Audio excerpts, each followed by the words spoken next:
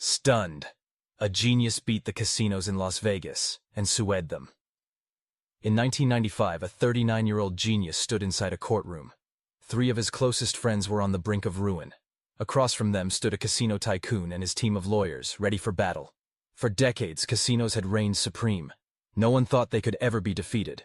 This was a landmark case, one watched closely by casinos across the globe, because millions of dollars were at stake. But in case number 8, a young man had been preparing for this very moment for years. And now he wanted justice for himself. Could anyone truly beat the casinos in court? This is a true story, one that changed history forever. But to understand how it all began, we need to go back to the very start. In 1978, in New Jersey, a brilliant high school senior seemed uninterested in grades or higher education. In truth, he was a restless rebel without a clear direction. In his free time, he indulged in hobbies considered taboo at the time, gambling being one of them. Gambling was heavily criticized, even banned in many states across America. For that reason, only his best friend, Neil, knew about it. Between games of pool and beers at the local bar, the two secretly placed bets on casino games. One day, while searching for study materials at a bookstore, he stumbled upon a strange-looking book. Its bold yellow letters stood out against a black cover, playing blackjack as a business. The author, Lawrence Revere, had simplified the game into something far more strategic. Intrigued, he brought the book to Neil. That single moment would forever alter casino history, because what followed was nothing short of extraordinary. From cover to cover, the book claimed that with just 2 simple strategies, anyone could turn blackjack into a long-term, profitable business. That was exactly what he wanted to hear. In blackjack, the odds of winning shift depending on which cards remain in the deck. In other words, past hands directly affect future ones. If smaller cards were gone, leaving only the high-value ones, the player suddenly had the advantage. The first technique in the book was called basic strategy. Not perfect, but with a simple set of rules written on a small card, it maximized the player's chances. For Tommy Holland, this was a revelation. The second technique, developed by a man named Ed Thorpe, was called card counting. While it didn't guarantee instant wins, it gave players a powerful edge by keeping track of the flow of cards. When the deck was favorable, Tommy could raise his bets dramatically. When the odds turned against him, he would scale back to the minimum. It was pure mathematics, and for someone like Tommy who was obsessed with gambling, it became an instant passion. He dove headfirst into the strategies, studying relentlessly. Neil joined him too. For two broke students, this wasn't just a game. It was the chance for financial freedom. Not only could they make serious money, but they could also escape the lives they were stuck in. They would be their own bosses, choosing when and where to work. After just 1 month of practice, they were confident they were ready to take on the casinos. Their first target? Atlantic City. Together, Tommy and Neil began putting the system into play. During their first visit, they memorized the assigned values of each card. High cards were 1, low cards were +1, and middle cards were 0. With only $100 each, the pair lined up as the casino doors opened. Their edge was small, but it grew with every hand they played. Slowly but surely, they began to win. By the end of that summer, they had turned $200 into $2,000, the equivalent of more than $9,000 today.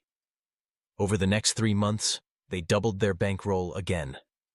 By the end of their first year, they had amassed $25,000. That's when Tommy realized he had found his true calling and dropped out of college. But there was a problem. Casinos didn't like losing. They began to strike back hard against card counters. To them, counters were cheaters. Stories circulated of players being dragged into back rooms and roughed up by casino security. Still, Tommy sensed that an even bigger storm was coming, one that would test everything he believed. If he adjusted his bets too quickly, casinos would catch on. But he didn't care. His mind was already consumed with something greater: expansion. Tommy wanted more money.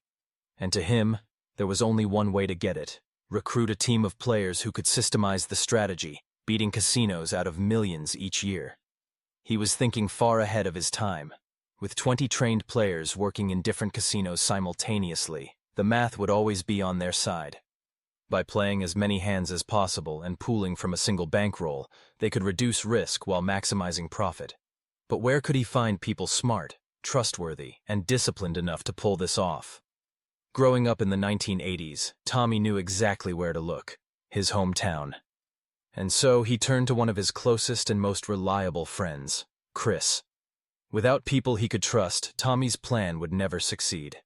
He laid everything out for Chris: how card counting worked, how the money flowed from the very beginning. Tommy's proposal was simple. Chris would learn to play as part of the team, use the shared bankroll, and report every profit honestly. The profits would be divided on schedule: low risk, maximum reward. For Chris, it was too good to refuse, so he agreed. Months later, Tommy rented a small house just outside Atlantic City. Inside, a crew of misfits began intense training. This was no ordinary gathering. It was one of the very first teams of card-counting geniuses the world had ever seen. Only the most passionate players were chosen. With a razor-thin 1.5% advantage, they had the power to flip the odds of the casino itself, on a massive scale. Some members worried. They knew the casinos wouldn't take this lightly. One even said out loud, "This is cheating." To the casinos, card counters were criminals. Tommy was furious. How could they call it cheating when the advantage was no different from the edge the casinos themselves held? And if we're being honest, the casinos were far dirtier. They lured addicts with free drinks, drained wallets until nothing was left, and celebrated every loss. That injustice only fueled Tommy's determination. This was a war. His will against the might of the casinos. And the casinos weren't playing fair. They had surveillance networks, pit bosses, floor managers, and teams watching every move through cameras. At the very bottom were the dealers, trained to spot advantage players instantly. If they caught Tommy's crew, the best-case scenario was being thrown out. The worst case? Violence. Tommy realized the golden age of card counting wouldn't last forever. His answer? Train harder. In their hidden safe house, the team spent endless hours under brutal conditions. No excuses. If you couldn't count a full deck in under 30 seconds, or if your eyes lingered on the cards, you were out. Casinos would spot you a mile away. It was survival of the fittest. Only the best stayed. And when the time came, they were ready. Tommy funded the first strike with $25,000, but he never sat at the tables himself. His vision was bigger than short-term winnings. He wanted scale. He wanted to break the casinos at their own game.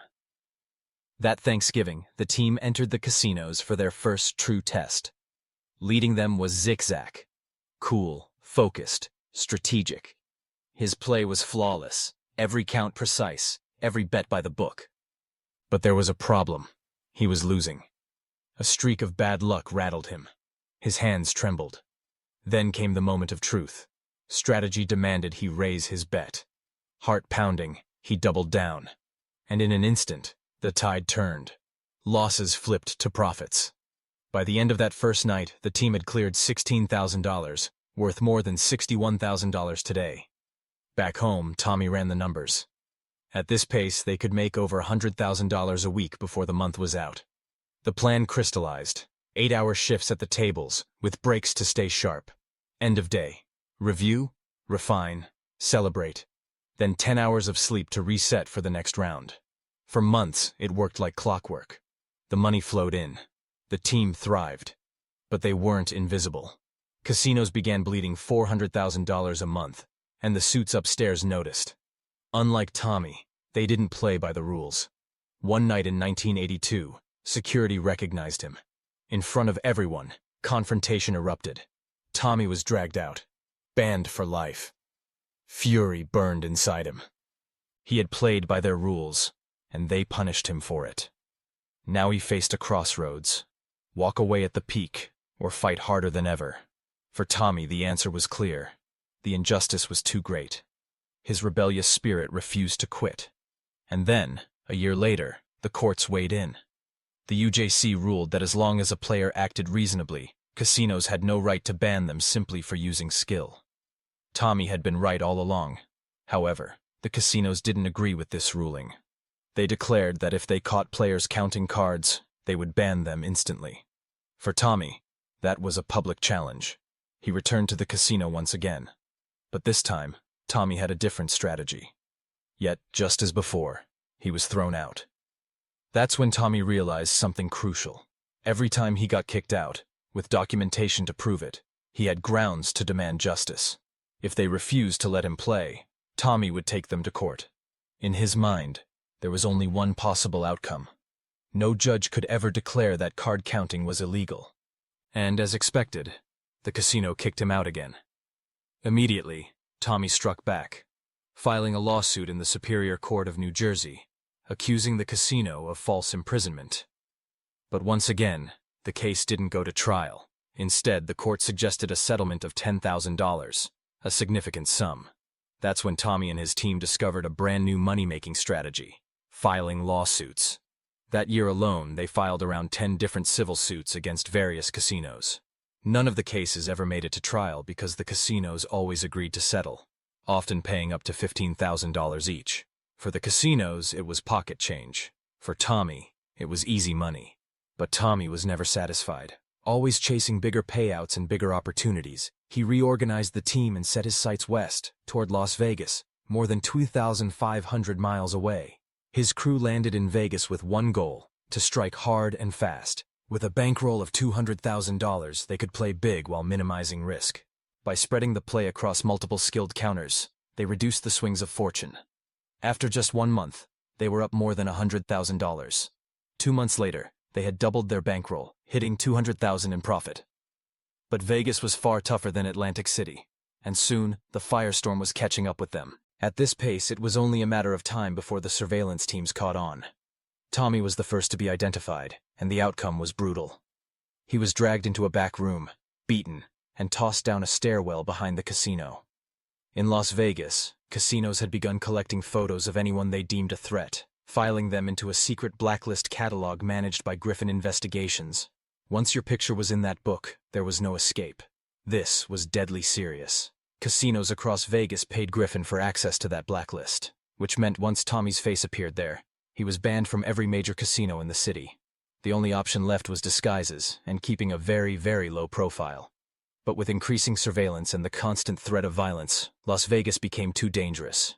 Once again, the team had to retreat, shifting their focus to smaller casinos, regrouping, and devising new creative strategies to outwit the bosses. By the fall of 1990, Tommy had devised a clever new plan. He knew that casinos identified teams based on betting patterns. So, he introduced an ingenious twist designed to confuse both dealers and surveillance. The team now included 2 women, an advantage in a male-dominated environment where women were rarely suspected of cheating. Here's how the strategy worked. Team members would sit at the blackjack tables, while one of the women played the role of their companion. As the counters tracked the cards, the woman used a subtle technique known as ace tracking. By adding this extra layer, they disrupted the usual patterns and boosted profits. Whenever the woman identified an advantage in the deck, she would tap lightly under the table, 1 tap for a standard edge, 2 taps for maximum bet. It was the perfect fusion of 2 strategies into one, leaving the casinos utterly baffled. For the next 3 years, Tommy's team beat casinos across the map. By 1994, with new casinos opening everywhere, the opportunities kept growing, but as always, golden chances never last forever. The team had learned one key lesson. Brand new casinos were the sweetest targets. During grand openings, management rarely prioritized card counter detection. And so, Tommy's crew made a habit of striking new properties early. In Ontario, a brand new casino was set to open. On day 1, they slipped inside, sat at the pristine blackjack tables, and steadily ramped up their bets. They had done this thousands of times before. Rick Jack, one of the counters, received the double tap, the signal to push his bets to the max. The money was flowing in. Then, the inevitable happened. Rick turned his head and froze at the sound of a familiar voice. "Hey, Rick Jack. I think we're done here, aren't we?" His face went pale. The man speaking was someone he knew all too well. The brand new Ontario casino had quietly hired an experienced manager straight out of Las Vegas. Even worse, that manager had already noticed the tapping signals under the table. Within an hour, Rick Jack and several teammates were in handcuffs, charged with illegal cheating, bail set at $20,000. Back in Las Vegas, Tommy got the call. His friends were in deep trouble. And with that, a new opportunity emerged, one that could finally take their fight public. On the phone, Tommy gave his answer. "We're taking this to court. And when the trial date arrived, it was a spectacle far bigger than anyone had imagined. Casinos wanted card counting to be officially considered cheating. An expert witness stepped forward and testified that yes, they were counting cards, tracking 6-card sequences, and keeping an eye on the aces. This was their method. The judge sat silently, stunned. So what? What was wrong with that? Next, Rick, Jack, and other team members were called to testify. In front of everyone, the judge asked a series of pointed questions. Were players allowed to signal each other, interact at the table, and, most importantly, track cards that had already been played? The answer was clear. Yes, this was completely normal. The final ruling was equally clear. No crime had occurred. Card counting was not illegal, and these players should never have been detained in the first place. They were simply playing the game in a legal manner. For the first time in history, an official standard had been established. But, as usual, casinos around the world retaliated with their own tactics. The industry changed the rules to make blackjack less favorable for skilled players. They introduced multiple decks, shuffled more frequently, imposed table limits, and rotated dealers to make card counting extremely difficult. As a business, they had the right to choose who they wanted to play with. They also ramped up digital surveillance and used technology to identify card counters faster than ever, often denying them entry. Casinos were now playing against the players, not the game. As for Tommy and his team, it's believed they never gave up, even as their advantage gradually diminished. One team member was even prosecuted in 2013 for failing to fully report his winnings, marking the end of this first story. But don't leave yet. The next story is just as captivating. A man who rigged slot machines in Las Vegas to win over $16.7 million. In 1998, this man's 22-year-long journey left Vegas casinos baffled and furious. It's estimated he stole $16.7 million from thousands of slot machines. He had the most sophisticated system anyone had ever seen. At the time, no one could crack it. He was perhaps the smartest criminal you've never heard of. For years, the casinos didn't even realize they were being robbed right under their noses. How could an ordinary man pull off such an incredible feat against the world's largest casinos without detection? To understand, we need to go back to his past. At age 20, Dennis was an ambitious locksmith with a knack for trouble. The Chicago police had arrested him for aiding the notorious Genovese crime family, one of New York's 5 powerful organized crime families. They had used Dennis to break into cars, homes, and jewelry stores. Now Dennis was caught. If he cooperated, he could face an early death. If he didn't, he could earn the respect of the family, but risk prison. This decision would shape his future. Nearly 10 years later, Dennis was released from prison. He had plenty of time to reflect on his mistakes with the Genovese family, and decided to move from Chicago to Las Vegas, taking his mother's surname. In this new environment, he had a fresh start. No one knew him. He didn't have to share profits. And most importantly, there was money to be made. Within days, Dennis was playing slot machines at a casino. He had never gambled seriously before, and he didn't intend to. Instead, he was studying how the machines worked, how they were protected, whether alarms were triggered, and what would activate the jackpot. If he could figure out how to manipulate the machines without being detected, he could potentially make a fortune. At the time, slot machines were quite simple.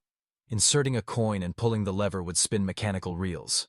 If the reels landed in a winning combination, the internal mechanism would trigger the payout. Understanding the inner workings was the hardest part, and Dennis wasn't willing to take risks. So under his new identity, he set up his own practice machine. In a small Las Vegas apartment, he began experimenting. By sliding a thin metal plate into a slot, he could open the machine's casing and manipulate the internal locks. But the manufacturers had installed alarm systems to detect tampering. Once the casing was opened, a 5-second window triggered before the alarm would sound. This delay was intentionally designed for casino employees to service machines without panic. Dennis discovered this window and the internal switch that had to be activated within those 5 seconds. His plan was methodical. Target Vegas casinos systematically, but without greed. He would discreetly open the machine, disable the alarm, manipulate the reels, trigger the jackpot, and close the machine before anyone noticed. All the casino would see was a lucky player hitting the jackpot. Dennis practiced this routine repeatedly in his apartment until he could complete the entire process in just 15 seconds. For nearly 10 years, he executed this scheme, leaving casinos across Las Vegas utterly confounded. Even though the casinos noticed money disappearing and could often pinpoint when it happened, each time they checked the machines, there was no sign of tampering. Slowly, over thousands of visits, Dennis had stolen more than $10 million. But one afternoon in 1986, he made a mistake. Dennis had emptied this particular slot machine many times before. It was tucked in a quiet corner of the casino, perfectly guarded when the security shift changed. He quickly opened the machine, disabled the alarm, and triggered the jackpot, just like he had done countless times. But today, a new employee had arrived early, posing as a regular staff member. Dennis activated the jackpot and closed the machine right in front of him. He was caught red-handed and thrown to the ground. Afterward, he faced a 5-year prison sentence. But as we know, Dennis saw an opportunity and never stopped. This was the moment he began devising a much larger scam, one that could cost casinos up to $40 million a year. Technology was advancing rapidly, old mechanical machines were being replaced, and surveillance cameras were popping up everywhere. Undeterred, Dennis began studying the new slot machines. These electronic machines featured video displays simulating spinning reels, just like the old ones. Symbols indicated the jackpot, but the results were determined by computer software embedded in chips on the machine's circuit board. Luckily, Dennis had the skills to access the circuit boards, but everything about computers was far too complex for him. He quickly realized he would need help to solve this problem. He reached out to a member of the Genovese crime family, Eugen Bogarino, who had expertise in the latest technology and was even wealthier than Dennis. With a clean record, Eugen was able to purchase 2 slot machines for them to study. Thanks to their previous loyalty to the Genovese family, Eugen and his connections decoded the machines and created a small handheld device that Dennis could place on the circuit boards. This device would temporarily disrupt the computer code inside the machines. During that brief period, the machine would continuously pay out jackpots to any player. Afterward, its presence could not be detected. If not for a few practical limitations, this would have been a near-perfect operation. The first challenge was collecting the winnings. Modern machines now printed vouchers redeemable at the casino cashier, and in some cases the jackpot prizes were items like new cars. Dennis couldn't continuously win jackpots and collect the prizes alone. The second issue was the extensive surveillance system. Cameras were installed at every entrance, exit, and throughout the gaming floor. In other words, all machines were under constant watch. Fortunately, Dennis had planned for this. He recruited a small team of criminals to assist him. Their job was simple: enter the casino at different times to avoid being linked together. When Nick entered the casino, he would disguise himself and approach the target machines. Team members who were already playing would position themselves to block the cameras, shielding the target machine. Then Nick would open the machine, disable the alarm, and install the corrupted software. Once Dennis left, the camera blockers continued playing other machines. One of them, often a woman, would play the tampered machine and collect the jackpot without raising suspicion. This plan was audacious, but brilliant. All they needed to do was deceive the casinos to claim enormous amounts of money. In November 1996, Dennis and his team executed their first scam. They started cautiously, but the initial haul of $30,000 was the easiest money they had ever made. No one suspected a thing. 70% of the winnings went to Dennis, and the remaining 30% was split among the 9 other team members. They repeated this scheme at various casinos across Las Vegas. Over the next 8 months, they successfully scammed major casinos like Luxor, Rio, and MGM, with the payouts growing larger each time. However, Dennis realized that to keep the operation going, the team composition had to be rotated regularly. If the same faces kept winning big jackpots, it would arouse suspicion. On July 4, 1997, Dennis's team targeted a casino hotel in Harrah's. This time, he decided to raise the stakes. The camera blockers entered first, then Dennis went to work. He opened the machine, corrupted the computer code, closed it, and left. The jackpot was monumental. This time, they walked away with $3.7 million from Harrah's, of which Dennis claimed $2.6 million. By 1998, the Megabucks jackpot had reached $17 million. By then, Dennis's team had won 7 cars and nearly $16 million. Winning the megabucks would be their ticket to early retirement. Dennis meticulously planned the biggest heist yet. But unbeknownst to him, 302 miles away in Phoenix, Arizona, trouble was brewing. The FBI was interrogating one of the lowest-paid members of Dennis's camera-blocking team. This person had committed another crime and faced prison time. However, the FBI offered a deal: provide information on the bigger crimes, and the sentence would be reduced. Unlike Dennis, whose loyalty to the Genovese family was unwavering, this team member was not loyal to him at all. After receiving up to 70% of the profits from Dennis's operation, greed eventually took over. One early summer morning, FBI agents raided Dennis's home. There, they found 2 slot machines, locksmithing tools, $300,000 in antique furniture, and a handheld computer device that had been used to scam thousands of slot machines across Las Vegas. Dennis was now 57 years old. As one of the greatest slot machine scammers in history, he faced a prison sentence of 7.5 years. He was blacklisted in Nevada, banned from entering any casino in the state. The prosecutors offered him a deal: reveal other casino criminals, and his sentence would be reduced. However, Dennis refused and chose to serve his full term, passing away in 2010. It was a very sad ending for a legend who had outsmarted the casinos of Las Vegas. Our video concludes here. You can click on the icons on your screen to watch more similar content.